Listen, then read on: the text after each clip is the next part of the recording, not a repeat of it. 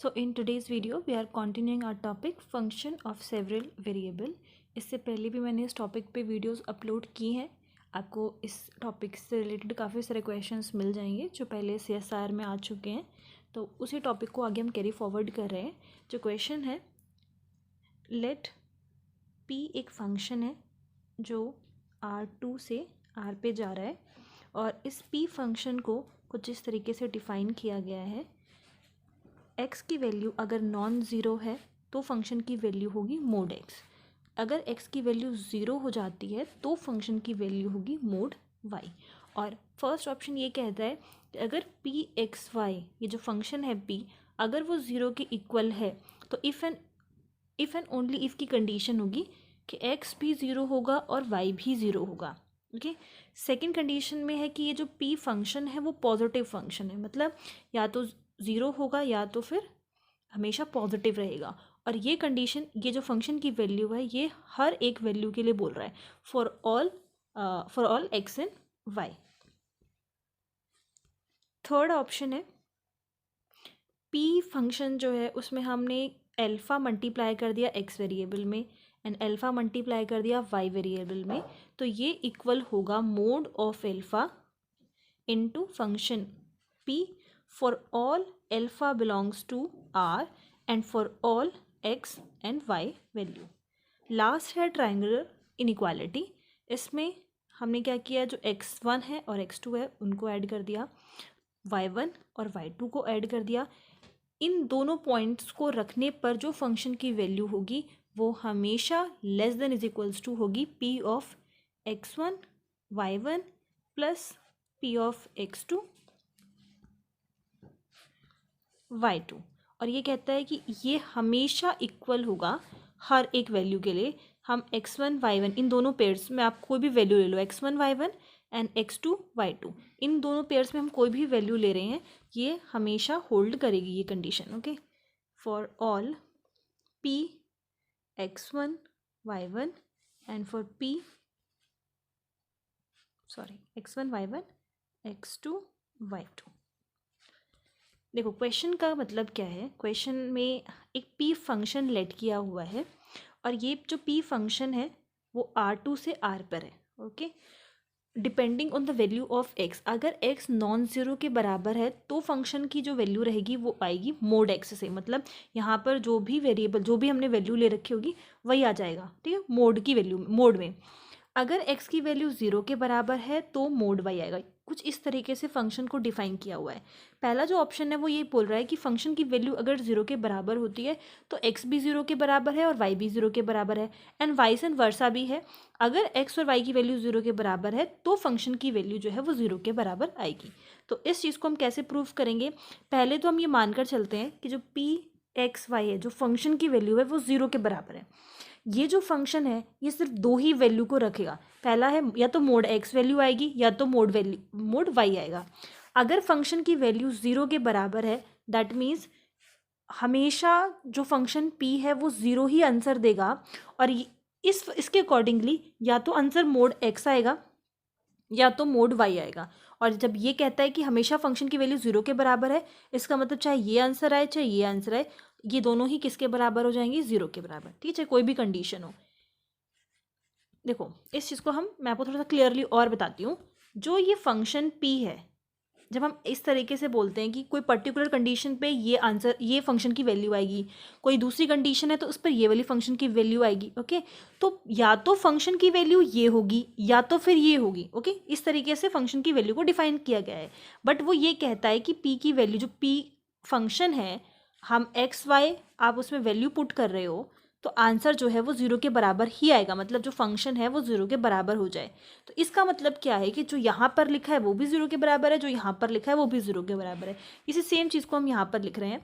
अगर mode of x zero के बराबर है तो ये इम्प्लाई करता है कि x ज़ीरो के बराबर होगा। अगर मोड ऑफ y ज़ीरो के बराबर है तो ये इम्प्लाई करता है कि y ज़ीरो के बराबर होगा। ओके, और यही कंडीशन हमें वो कह रहा था कि फंक्शन अगर ज़ीरो के बराबर है तो एक्स वाई भी ज़ीरो के बराबर होगा। तो ये इसके लिए तो ये चीज़ ट्रू आ रही है, मतलब अगर ऐसा है तो ये चीज़ करेक्ट है कि x और y दोनों की वैल्यू ज़ीरो के बराबर होगी।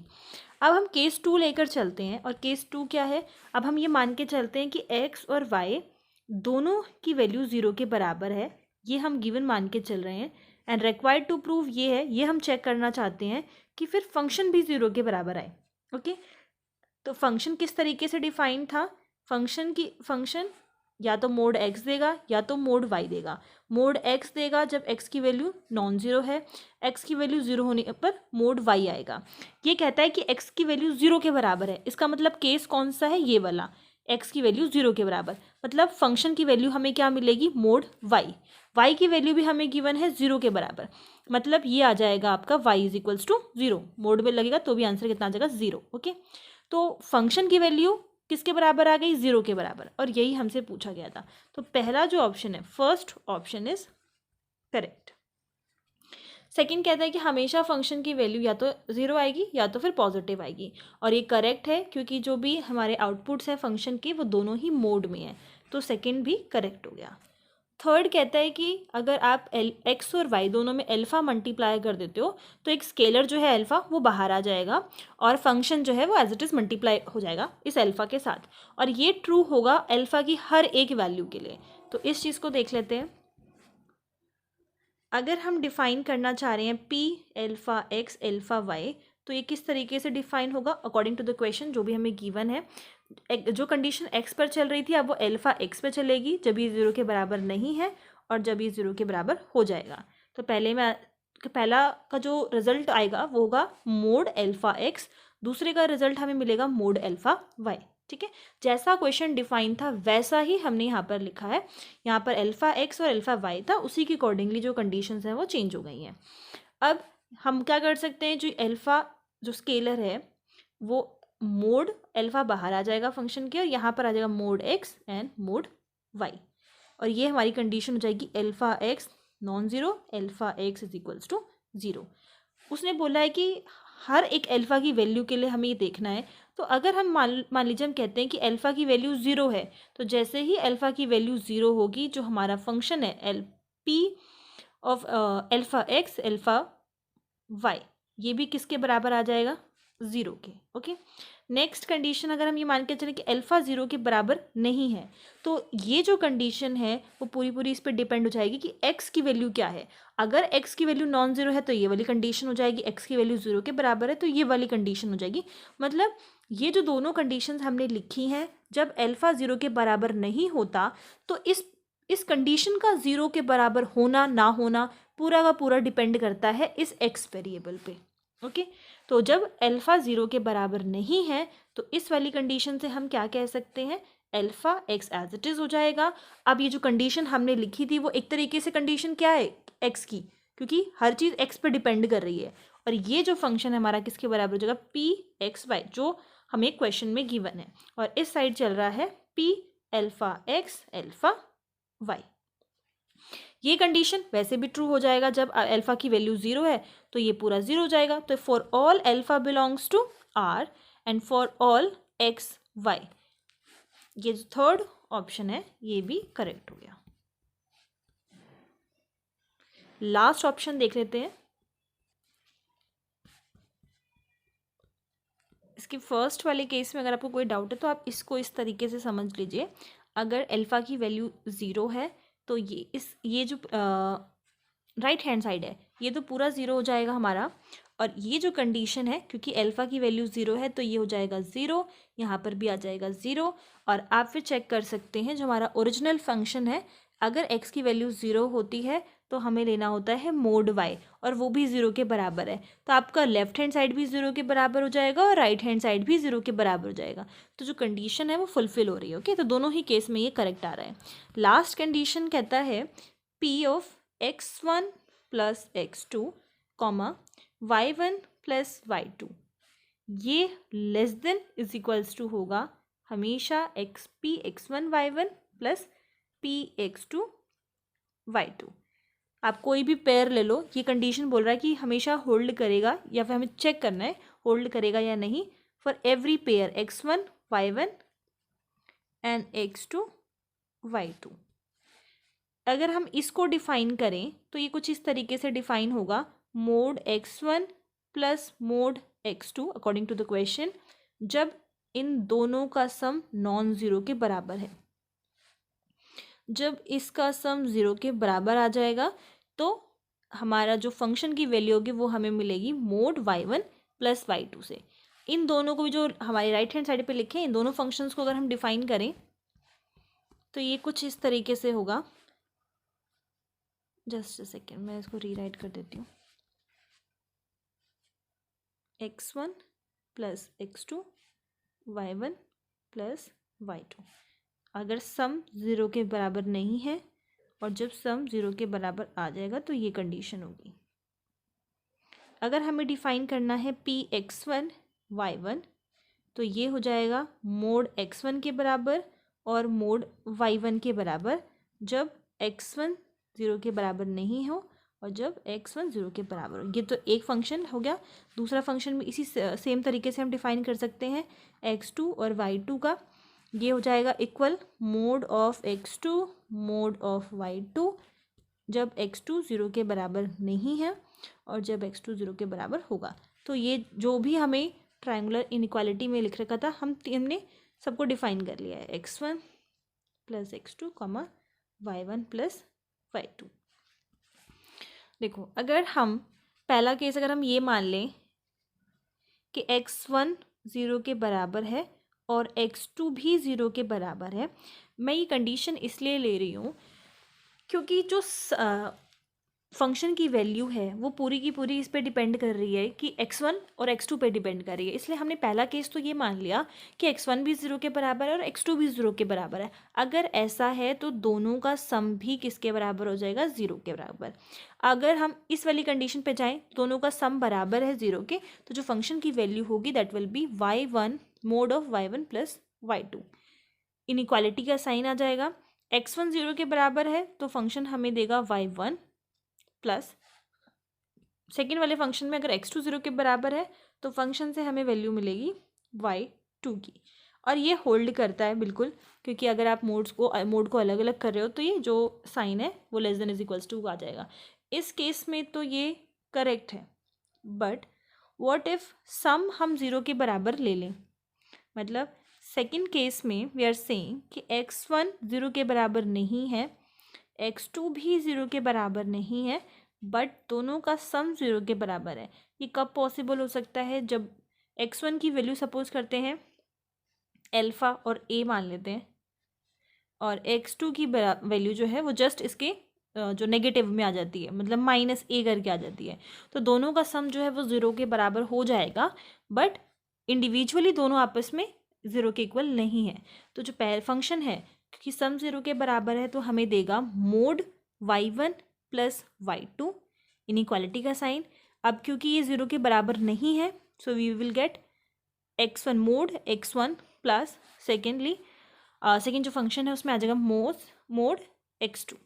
ओके, तो ये ज़रूरी नहीं है हमेशा हमारा करेक्ट है। अगर आप इसमें वैल्यू भी पुट कर देते हो, सपोज करो ये a हो जाएगा mode a minus mode a, तो ये आ जाएगा a प्लस a, ये हो जाएगा 2a। ठीक है, हमेशा जो वैल्यू है वो पॉजिटिव ही रहेगी, बट ये कंडीशन हर केस में ट्रू हो ये ज़रूरी नहीं है। ठीक है, ऐसा नहीं है कि ये होल्ड नहीं करेगा, कुछ कुछ केसेस में करेगा बट हमेशा ज़रूरी नहीं है। तो अगर हम ऐसा केस ले लेते हैं तब ये जो लास्ट जो कंडीशन है वो करेक्ट नहीं होगी। ठीक है, इसलिए लास्ट ऑप्शन इनकरेक्ट है, बाकी तीनों ऑप्शंस करेक्ट है। नेक्स्ट क्वेश्चन इज, अब हम फंक्शन f ले रहे हैं और ये फंक्शन है r2 से r तक और इसको डिफाइंड किया गया है by f(x) y is equals to x to the power greatest integer y। ठीक है, तो यहाँ पर ये जो है वो डिनोट कर रहा है ग्रेटेस्ट इंटीजर। हमें बात करनी है इस फंक्शन के कॉन्टीन्यूटी पे। पहला ऑप्शन है कि f कॉन्टीन्यूअस है on R2। Second option is for every x belongs to, पहले y के लिए बोल देते हैं, for every y belongs to R एक फंक्शन डिफाइन किया जा सकता है from x to f(x) y, और ये जो फंक्शन हम डिफाइन कर रहे हैं ये कॉन्टीन्यूअस होगा, is continuous on R, but इसमें R में से हमें हटाना है 0 को। ओके, थर्ड ऑप्शन है for every x belongs to r, हम एक फंक्शन डिफाइन कर सकते हैं फ्रॉम y टू f(x,y) और ये कॉन्टिन्यूस होगा ऑन r। लास्ट ऑप्शन में बात की गई है कि ये जो फंक्शन है वो कहीं पर भी कॉन्टिन्यूस नहीं होगा, f is continuous at no point of r2। ठीक है, तो जो क्वेश्चन में फंक्शन हमें गिवन है वो काफ़ी सिंपल सा है कि फंक्शन x जो है उसकी पावर में ग्रेटेस्ट इंटीजर दे रखा है y का। ग्रेटेस्ट इंटीजर में क्या होता है कि अगर सपोज करो, क्योंकि r की बात हो रही है तो -∞ टू इन्फिनिटी पे हम बात करेंगे। अगर हमारी जो y की वैल्यू है वो 0 से आप ले रहे हो स्ट्रिक्टली लेस देन 1, तब तो जो फंक्शन है वो y की वैल्यू जो है वो 0 हो जाएगी। मतलब अगर मैं फंक्शन की बात करूं f(x,y) तो ये बराबर हो जाएगा x टू द पावर 0 के। अगर आप फंक्शन y की वैल्यू ले रहे हो 1 से ग्रेटर और इज इक्वल्स टू और लेस देन 2 तो x टू दी पावर 1 हो जाएगा। इसी तरीके से अगर हम ले 2y is greater than is equals to 2 but strictly less than 3 तो ये हो जाएगा x टू दी पावर 2। ठीक है, जो भी फंक्शन जिस भी तरीके से डिफाइंड है वो ये है f(x,y) और x की पावर में है ग्रेटेस्ट इंटीजर y। इवन हम नेगेटिव में भी जा सकते हैं क्योंकि -∞ भी है, -∞ है यहाँ पर। लाइक अगर आप ऐसे लिख रहे हो -1 is less than is equals to y और स्ट्रिक्टली लेस देन 0 तो यहाँ पर हो जाएगा x टू दी पावर -1। ये इस तरीके से चलेगा। अब अगर हम बात करें इसकी कॉन्टीन्यूटी की, पूरे फंक्शन के भी मैं कॉन्टीन्यूटी की बात कर रही हूँ। अगर y की वैल्यू इस रेंज में है तो फंक्शन ये आ रहा है हमारा। सिमिलरली अगर y की वैल्यू इस रेंज में है तो ये फंक्शन वैल्यू अटेन करेगा एंड सो ऑन। मतलब x और y की वैल्यूज़ पे हमारा जो फंक्शन है वो पूरा डिपेंड कर रहा है। अब अगर हमने इंटरवल ले लिया, सपोज करो 0 to 3 में बात कर रहे हैं। वैसे तो ये -∞ टू इन्फिनिटी पर है पूरा डिफाइंड। कोई भी हम स्मॉल सा इंटरवल इसमें से लेकर उस पर हम बात कर लेते हैं। सपोज करो 0 to 3 ले लो, 0 to 2 ले लो, बस चेक करना है हमें। तो ये हो जाएगा 0 1 2 एंड 3, क्योंकि ग्रेटेस्ट इंटीजर की यहाँ पर बात हो रही है। अगर मैं इसको स्प्लिट कर लेती हूँ तो एक बार हो जाएगा x टू दी पावर 0 जब y की वैल्यू 0 और लेस देन 1 है, greater less than 2 and less than 3। ये हो जाएगा x टू दी पावर 1, ये हो जाएगा x to the power 2। Okay, सिर्फ अगर हम इतने से ही डोमेन में बात करें तो आप किसी भी एक पॉइंट के लिए मान लीजिए, यहाँ पर आएगा 2, किसी भी एक पॉइंट, सपोज करो मैं 1 के लिए मान कर चलती हूँ, 1 के लिए नहीं, 1 पे तो कॉन्टिन्यूस हो जाएगा, लेट से हम 2 पे मान कर चलते हैं। ठीक है, तो ये जो पॉइंट 2 है इसको आप जब लेफ़्ट साइड से अप्रोच करो और दूसरे सेकेंड टाइम हम इसको राइट साइड से अप्रोच करें तो दोनों ही में ही फंक्शन की जो वैल्यू है वो अलग है। जैसे कि जब हम इसको लेफ़्ट साइड से अप्रोच कर रहे हैं तो फंक्शन यहाँ पर अटेन कर रहा है strictly less than 2 but we are approaching towards 2, तो फंक्शन की जो वैल्यू है वो हमें मिलेगी x टू दी पावर 1 से, दैट मीन्स x से। ओके, जब हम इसको राइट साइड के टूवर्ड्स से अप्रोच कर रहे हैं तो हमें फंक्शन की वैल्यू मिल रही है x टू दी पावर 2 से। ठीक है, जब एग्जैक्टली आप 2 पर बात करोगे तब तो ग्रेटेस्ट इंटीजर वो 2 ही हो जाएगा और x टू दी पावर 2 आ जाएगा हमारे पास जब y की वैल्यू 2 है। ठीक है, क्योंकि यहाँ पर हम जो पॉइंट लेकर चल रहे हैं और ग्रेटेस्ट इंटीजर की बात हो रही है, ये जो y है इस पे हमारा ग्रेटेस्ट इंटीजर लगा हुआ है। जब हम इसको लेफ़्ट साइड से अप्रोच करने की कोशिश कर रहे हैं तो यहाँ पर जितनी भी वैल्यूज़ होती हैं ग्रेटेस्ट इंटीजर में वो हमारी सारी y पर चली जाएंगी। ठीक है, मतलब y की वैल्यू जो है वो 1 हो जाएगी और फंक्शन की अगर हम बात करें तो x to the power 1 that is x। जब आप इस साइड की बात कर रहे हो मतलब इसको, इस टू को राइट साइड के टुवर्ड्स से अप्रोच करने की कोशिश कर रहे हो, तो बस हम अप्रोच कर रहे हैं, बट ये जो सारे पॉइंट्स हैं इस पे जो है ग्रेटेस्ट इंटीजर मतलब y कौन सी वैल्यू को अटेन करेगा, 2 को अटेन करेगा, ठीक है। कि ये सारी वैल्यूज जो है वो 2 पर जाकर जैसे ही 3 से लेस होंगी, ये सारी वैल्यू जो है y की वैल्यू जो है वो 2 ही अटेन हो जाएगा। और फंक्शन की बात करें तो x⁻² हो जाएगा, ठीक है। तो कॉन्टिन्यूटी में इस पर्टिकुलर पॉइंट एग्जैक्टली आप 2 पर बात कर रहे हो तो फंक्शन की वैल्यू x⁻² होगी, और एज वेल एज जो राइट साइड से अप्रोच किया गया फंक्शन का वैल्यू है वो बराबर हो जाएगा।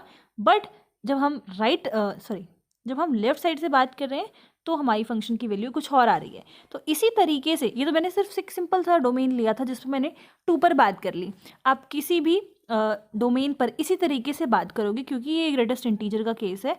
आप जब भी ब्रेक करोगे तो आपको अलग अलग डोमेन में जब अप्रोच किया जाएगा तो अलग अलग फंक्शंस की वैल्यूज़ मिलेंगी, जिसकी वजह से हम कॉन्टिन्यूटी को डिफाइन नहीं कर सकते। कॉन्टिन्यूटी की जो 3 कंडीशन है वो यही होती है कि जो हम फंक्शन को जब आप अप्रोच कर रहे हो, जो फंक्शन की वैल्यू है RHL और LHL और RHL के आपस में इक्वल होना चाहिए। सेकेंड, जो जिस पॉइंट पर हम कॉन्टिन्यूटी की बात करें, सपोज करो आप A पे कॉन्टिन्यूटी की बात कर रहे हो तो वो एग्जिस्ट करना चाहिए। और थर्ड ये होता है कि ये जो आपका LHL RHL हमने कैलकुलेट किया है ये फंक्शन की वैल्यू के बराबर आना चाहिए, ठीक है।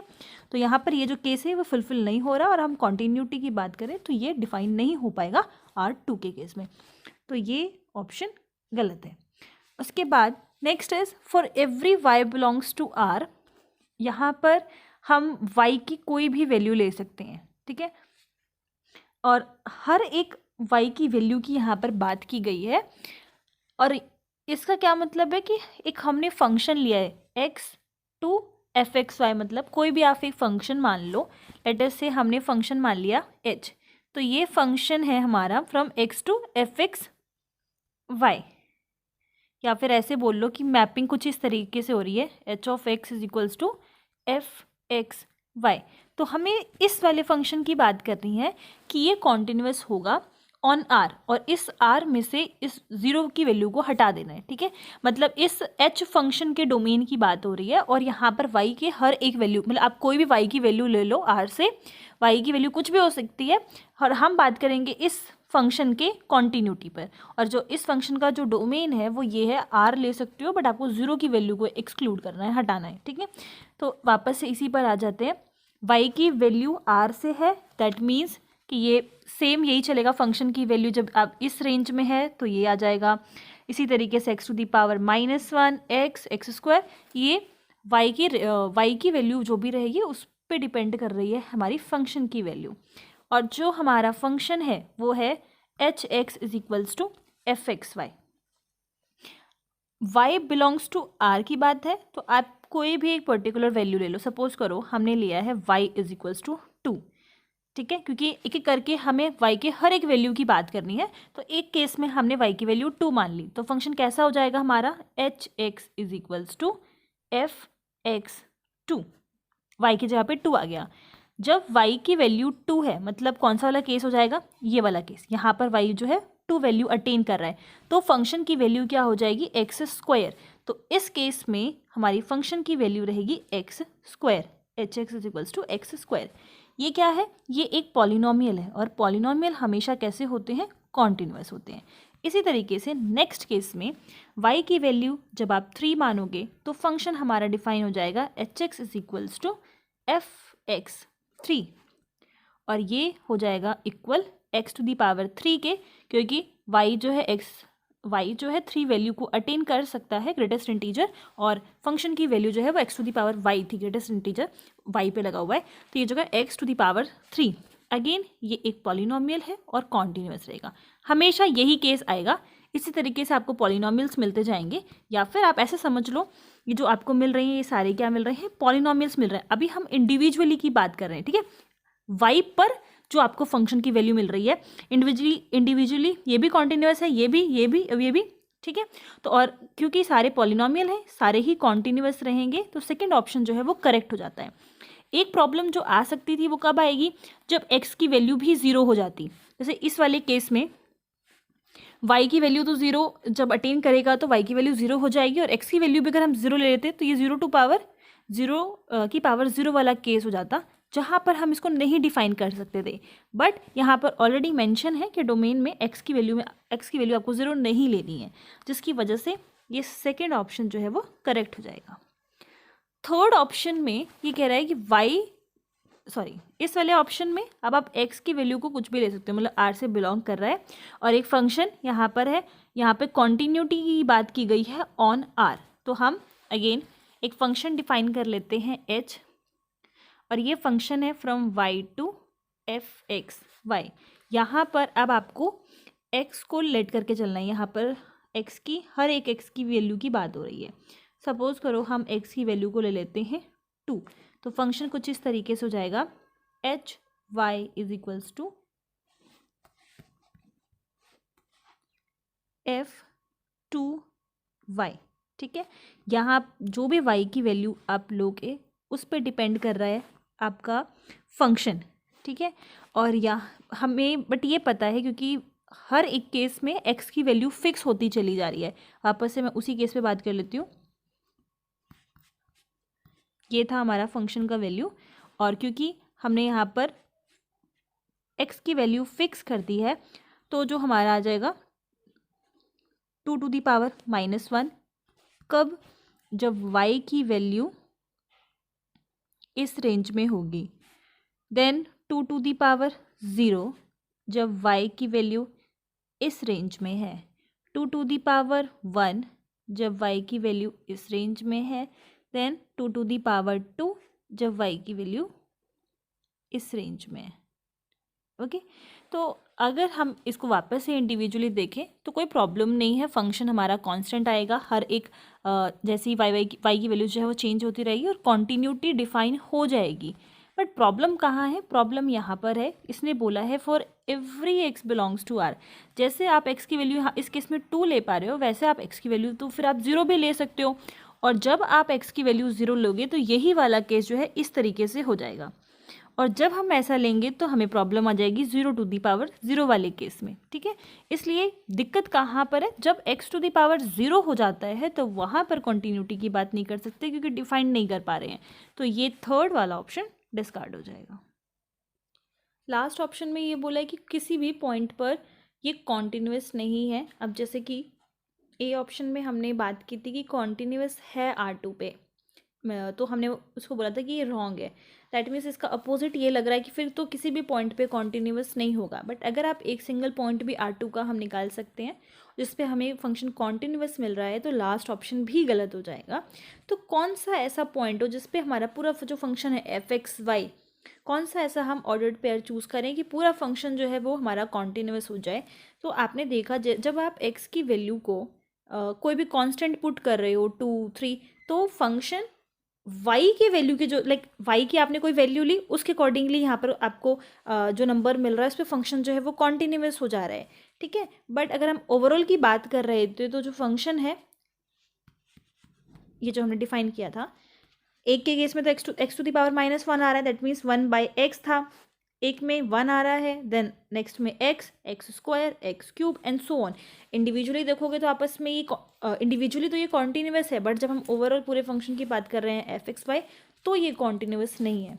तो हम कौन सा ऐसा ऑर्डर्ड पेयर लें कि ये कॉन्टिन्यूस हो जाए? जब आप x की वैल्यू को 1 पुट करते हो तो ये इस तरीके से होता है 1 की पावर, पहले वाले केस में -1, मतलब जब y इस रेंज से है 1 की पावर 1, तो 0 ले लेते हैं पहले, तो ये हो जाएगा इस रेंज में, तो फंक्शन की वैल्यू ये आ जाएगी 1 की पावर 1 जब y की वैल्यू इस रेंज में है, एंड